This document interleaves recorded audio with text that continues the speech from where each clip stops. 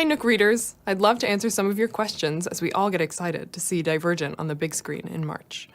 Wild Knitter on Twitter asks, how did you come up with the 5 factions? Why not 8 or 10? The reason that I came up with 5 factions is really because I was asking myself the same questions that the people in the book are asking themselves when they're creating their society. Which virtues would I choose that would create a world that can operate in harmony with itself? When I was asking myself those questions, these 5 virtues were the ones that I came up with. I also felt like any more than 5, and we would get into a lot of overlap with the cultural aspects of each faction. You know, how they dress, how they act, how they talk to each other. I wanted them each to feel unique and very close to what the faction holds to be important. 5 is just kind of the most manageable number for that.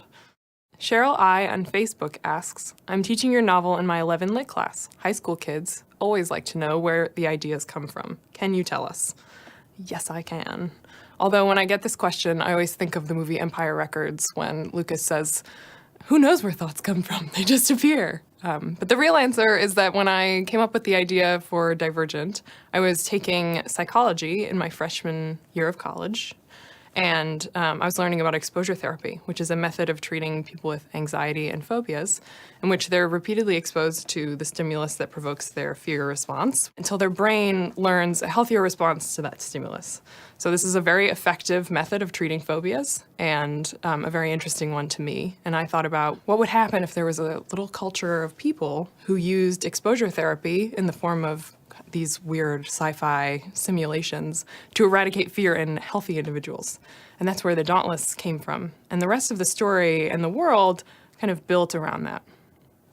Tiffany P. on Google Plus asks, was there one thought, idea, scene, or feeling that inspired your Divergent series? And if so, what was that inspiration?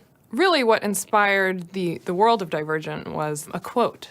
So I was trying to figure out the voice of the main character of the novel and you know, how the story would be told, which is so important. And I thought of this quote by Aeschylus, which is, my will is mine, I will not make it soft for you. It's from the play Agamemnon. And I wanted to write a character who could deliver that quote convincingly, so a kind of hard, direct voice. But I also wanted that character to be a girl, because we don't expect a girl to have that kind of voice. And that's where Triss came from. And as much as I had the concept for the world and the story, you know, for a couple of years before I found Triss, the story only works because Triss is telling it.